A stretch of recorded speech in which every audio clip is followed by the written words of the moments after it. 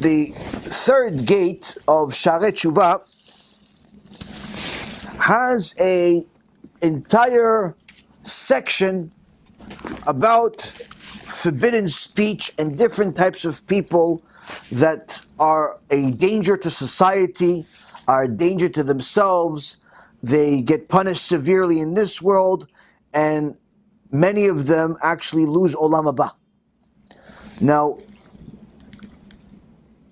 when we think of someone that says something that's forbidden, we're thinking of someone that said something bad. You're making fun of somebody. You are, insulting someone. That's what we think about when we think about this is bad. But what about if I compliment you a whole lot? The average person would say, wow, that makes you a really nice person. That's not a sin. Well, news. That could be not only a sin, but a sin so grave, a person that is doing it, that's speaking, giving compliments, could lose Olam Haba. Why? It depends who you're speaking about. So, Rabbeinu Yonah says the following.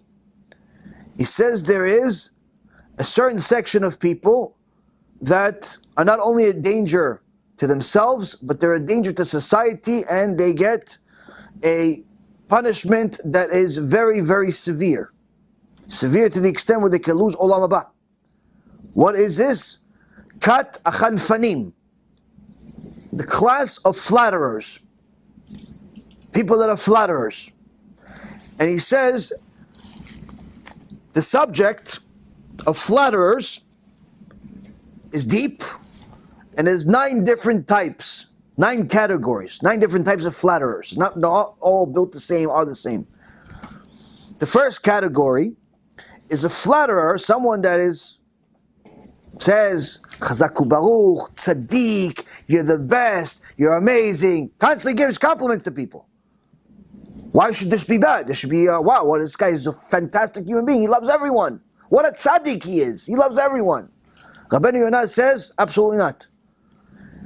The class of flatterers who recognizes or sees or knows that his fellow is tainted with sin and embraces deceit, or that he sins through Lashon Hara himself and verbal abuse, but still decides to smooth talk him with an evil tongue and says, you have committed no wrong.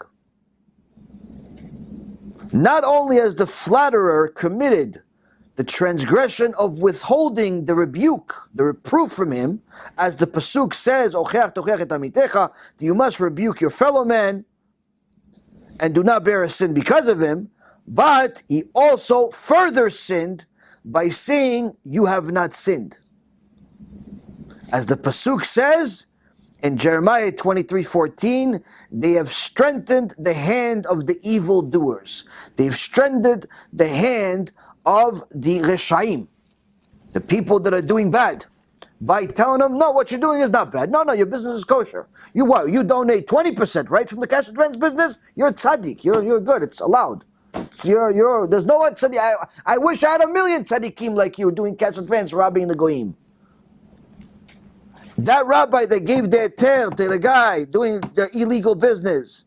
That rabbi that gave the heter to the guy that's driving on Shabbat because he donates a lot of money. That rabbi that told him, no, you're a good guy, you're a tzaddik. Well, he knows he drives on Shabbat. He knows he cheats on his wife. He knows he cheats in business. He knows. But he tells him he's a good guy. He tells him he's a righteous person. He's not doing anything wrong. Rabbeinu Yonah says you're worse than him. Not only did you not rebuke, but you actually gave him strength to continue sinning. So now, not only does he not think he's making a mistake, but he actually thinks that what he's doing is a mitzvah. No, I'm providing a service to the public, Rabbi. They need money. I'm providing it to them. They can't get it anywhere else. Let them not get it anywhere else then. It's better they don't get it from anywhere else than get it from you that you're robbing them. Now, such a flatterer, Rabbeinu Yonah continues and says, this is a serious transgression in the hand of the foolish flatterer.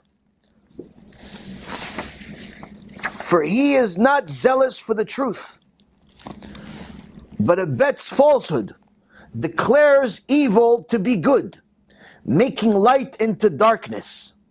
He also places a pitfall before the sinner from two vantage points.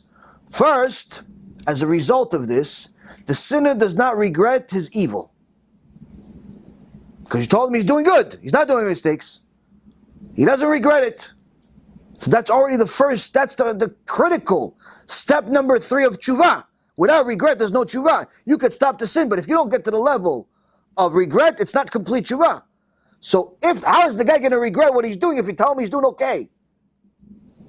He's never going to get the regret. Meaning he's never going to complete tshuva. You're simply taking olam haba from this person and throwing it in the garbage. That's the first crime only. That's just the first crime. And second, he repeats his foolishness the next day, since the wicked flatterer has praised him in his heart's desire.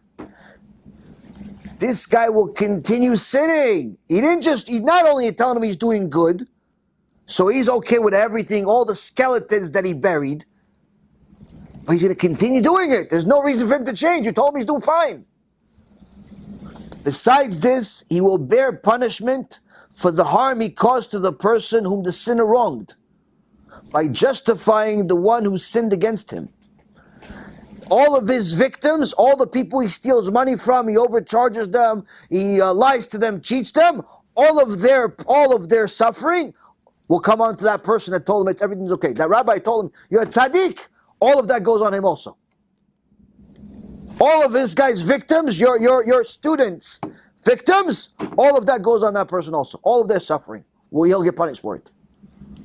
He becomes an owner of the business without getting any of the financial benefit.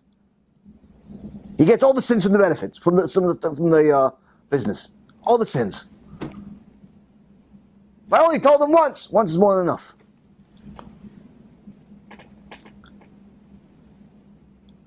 And Rabbeinu Yonah says he'll bear the punishment for the harm he caused to the person whom the sinner wronged by justifying the one that sinned against him. And aside from that, he will be punished for his false words. The fact that he lied, that's another sin. As it says in Tehillim, you will destroy speakers of deceit. All these fake speakers, all of these people that are telling people everything's okay, you don't have to change, HaShem owes you, HaShem needs to please you, all these HaShem we keep talking against, the freedmen, the doers, all these fakers. David HaMelech says, HaKadosh Baruch Hu makes a promise in the Torah. What? You will destroy speakers of deceit. All of these liars, HaKadosh Baruch Hu is going to take them personally. One-on-one, he's going to destroy them. He's not even going to send a malach. He's not going to send a malach like Amalek. That's what the Torah tells us. People like this, Bachtiya Rabim, they Amalek. HaKadosh Baruch Hu would take revenge against these people personally. That's what David HaMelech is telling us here. And Rabbeinu Yonah is quoting him. And also says his son in Mishleh, one who justifies an evildoer and he who condemns a righteous person, both are an abomination of HaShem. Because people that are justifying the Reshaim, telling them that all these people, everybody's okay, everyone's a Tinok Shenishba, they continue sinning, HaShem is going to give everyone Gan Eden, the Rebbe is going to save them, this one's going to save them, all that nonsense. Not only they're removing people's desire to do tshuva, and they're telling the people that are doing wrong against Hashem, he's justifying it, but what happens with those people? Those people also end up condemning the righteous people that say the truth. He's too strict, this guy. He keeps saying, you can't drive on Shabbat. What is he talking about? He's fanatic. He's extreme. I don't agree with you. What do you agree with me? Why, I wrote this? That's what happens, because those Reshaim, not only they tell people that they're fine, but they also cause them to hate the truth. They cause them to hate the truth. This applies even more so if the sin of his fellow man is public knowledge. For when the flatterer says to him before others, "You're pure without any sin," he has now desecrated and demeaned both the law and justice. Chilel bazadat vadin. Person and now tells people, you have a big knesset, everyone knows this guy is drives on Shabbat. But he says, here's the tzaddik, here's the tzaddik, everyone. Gives the guy kavod in front of everyone. This guy not only made the sins in the beginning, but now he did it in front of everyone. What he's got waiting for him. What he's got waiting for him. And this is, Rabotai, the best case scenario. It gets worse after this. In the next section, 188, HaShem yishmor v'yatzil. He says a person must expose himself to danger rather than bear upon him his soul the sin of such transgression. He says it's better you jump into a fire, you jump into a volcano, than do what we just talked about. Go jump off a bridge. Give yourself coronavirus. Then go and be a flatterer. Tell people things that in reality you know is a lie. You know it's a lie. You know the guy's a mechalel Shem HaShem on a regular basis. Goes against Hashem regularly. On purpose. No, I don't care. I don't care. He knows now the job on Shabbat. No, but I live really far. Okay, so go to a different big knesset. No, but there's no big knesset, so move. No, but what do I do until I move? Final or rental. I don't know what to tell you. Don't go. Point is, you can't drive on Shabbat. No, but the rabbi says it's okay. Okay, the rabbi has a very nice villa in Gehenom. With you together, both of you guys. Thanksgiving every day.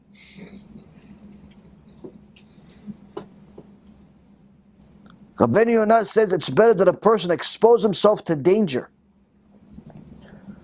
than be such a flatterer. And he mamash goes all out over here, tells people how horrible it is to be a flatterer. The second category of flatterer is a person who praises an evildoer in front of others, whether or not he's present, not by justifying the sinner's larceny or denying his accountability. Like, he doesn't say that what he's doing is right. He's not that guy. He's not saying, no, he's a tzaddik, his business is needed, he's a good guy. No. He says, no, this guy's worse, though. What does he do? What does this guy do? He doesn't even deny that this guy's a thief. He doesn't deny this guy's a thief. He doesn't deny this guy's a mechal Shabbat. But what does he say? He says that he's a good person. Yeah, I know he drives on Shabbat, and he's married to a goya, and he steals some people, and he has a few bodies buried in his backyard, but he's such a good guy, though. Rabbeinu Yonah says, this person is even worse than the one we just talked about. Calling this person a good person is a sin. Worse than everything we just talked about. Meaning, next Mador in Gehenom. Calling him a good person. Why? What's wrong with it? There's a lot wrong with it. Why is a lot wrong with it? It says the Pasuk says in Mishle 28:4, those who forsake the Torah praise the wicked.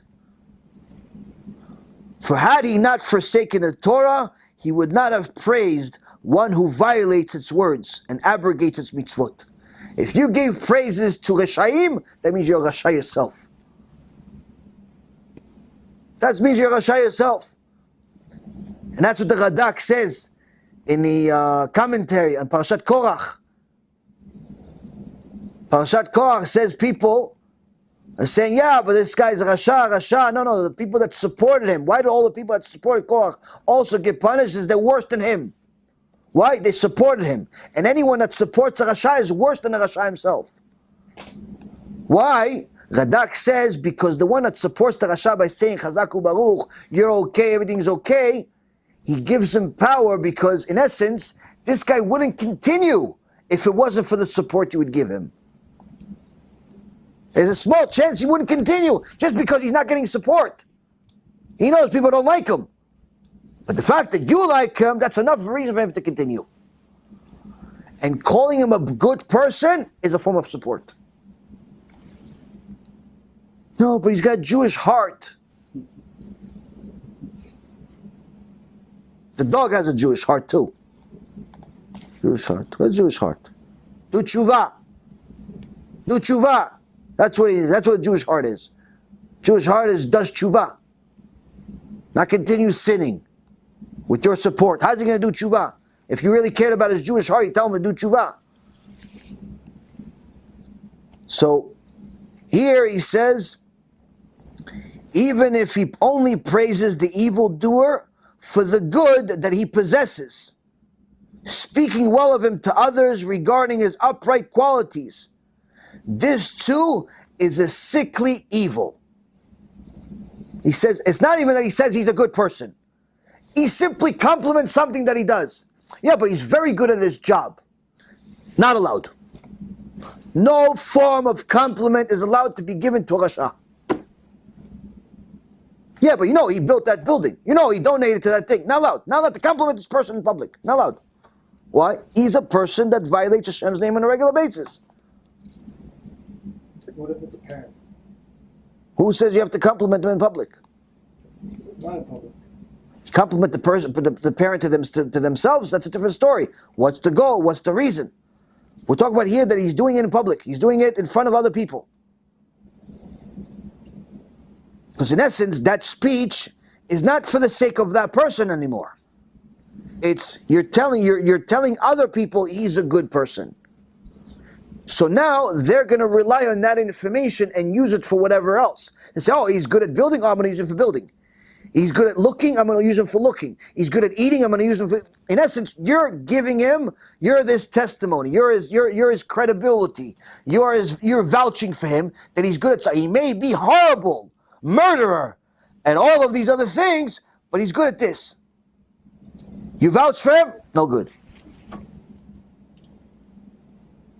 But as far as complimenting a parent, you're not doing it to strange people. You complimented the parent to their face. What value does complimenting a parent to some stranger? What are you going to do? Say, oh, I want you to be my parent also? I mean, you can say, I have good parents, or just simply not say anything bad. But the point is that this one thing has a very clear difference here, is that here, he's saying is that even if the person that you're talking about is not there, and you're talking about it to other people, which means that it's the words and how they affect the other people, not that person himself, not the Rasha himself. It's how your words will be utilized by these other people, because now they think he's good. Now they think he's generous. Now they think he's something. So a person has to be very, very careful. Like I said, you have to choose your words very carefully when you are speaking about other people. Now, sometimes you have a situation where it's uncomfortable. Somebody puts you on the spot. He says, is he good at what he does? And the guy is right there. And the guy is right there. He's he's terrible. He's terrible. He's not good at his job. Not that he's a thief. He's not a thief. He's not like takes money from people, he doesn't do the job. But, he's not good. Why? You hired him one time. And instead of building you a kitchen, he built you a bathroom. So he's not good. But somebody put you on a spot and he's right next to it. What are you going to do? You have to tell the guy, and you have to get yourself out of this situation. Where you have to tell the guy, you have to judge yourself. It all depends on what you need. I'm not exactly the expert. I'm not the expert. But that's assuming he's not a bad person. He's just not necessarily good at his job. But if he's a bad person, if he's dangerous, you have to warn the guy. You have to tell him outright. No, don't use him. Don't use him, he's a Rasha. He's a thief. If the person is intentionally wicked, you have to warn people. But if he's just not good, it's different. You can tell people, you got to be judged, you got this, that. I don't necessarily have the same needs as you, I don't have the same tastes as you, and so on. But again, don't lie about what you got. Listen, I got a bathroom instead of if he asks you specifics. But try to get yourself to not be the cause of loss. But at the same token, don't lie. But if he's a wicked person, is dangerous to society, you must warn people. Must warn people. And he continues and he goes on, and it's a one of the interesting parts is that in section 190, he starts off by saying, Tzadikim yit'avu et harasha. Tzadikim despise reshaim. As the pasuk says in Mishle, in Proverbs 29:27, Toevat tzadikim ish avil. A man of iniquity, a sinner, is an abomination to the tzadikim. Tzadikim, they hate reshaim. We're not talking about reshaim that don't even know they're reshaim. Not talking about this guy grew up in a kibbutz, he doesn't even know what Shabbat is, bichlal. He thought it's like a table. We're talking about people that know, people that go to Beit Knesset, but they drive 20 years already. They have unethical businesses, and they know it's unethical. It's not like somebody's cheating them. They're bad people.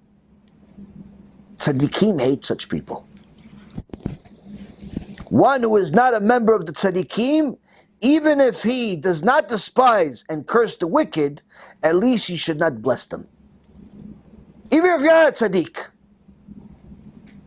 and you're not at such a high level that you hate the Reshaim, you actually have to be at a high level to hate Reshaim. Because you have to, first of all, know who's a Rasha. Sometimes you're the Rasha, but you hate other people, call them Rasha. So first of all, you have to be at a certain level to hate the Reshaim, because you hate them for the sake of Hashem, not for the sake of you. You're not hating them because they're making fun of you. You don't care if people make fun of you. You hate them because they're making fun of Hashem. They're desecrating Hashem's name. It has nothing to do with you. If they insult you personally, don't even respond. If they insult you personally, you don't respond at all. You know how many times people have made videos about me? You never heard about it. Why? It's about me. They just call me names for no reason. You're never going to hear their names. Why? I don't really care. But if somebody desecrates Hashem's name, even if he doesn't know I exist, I'm going to make sure he knows now. Why? I'm going to make sure everybody knows that he's a Rasha. Why? It's about Hashem. And even if you're not a tzaddik, you try to be a tzaddik. But if you're not even a tzaddik, and you're not even trying to be a tzaddik, you're not even trying to hate the wicked, Rabbeinu Yonah says, at least don't praise the wicked. Don't compliment them. Why? Because you start complimenting, you become a Rasha yourself. And he continues at the third level, and I mean this is 9 levels, it's a whole series. Point being, Rabotai, is a person needs to be very, very careful with speaking about people in general, good or bad, because it's not just about speaking about Lashon Hara, it's even things like flattering. You have to put so much thought into the words that come out of your mouth. It explains us why the tzaddikim don't speak very much if it's not divrei Torah. They just simply don't speak much if it's not divrei chokhmah. If it's not words of wisdom, they just don't speak. Why? Because they know that they could potentially fail. And that's where the Gemara says that the mundane conversation of the Chachamim, the students need to learn from. Why? Because even their mundane conversation is divrei Torah. We are meant to be a light unto the nations, not to follow their misguided practices. Remember, every Jew has to remember that he's a Jew and she's a Jew. We don't celebrate non-Jewish holidays, even if they seem harmless.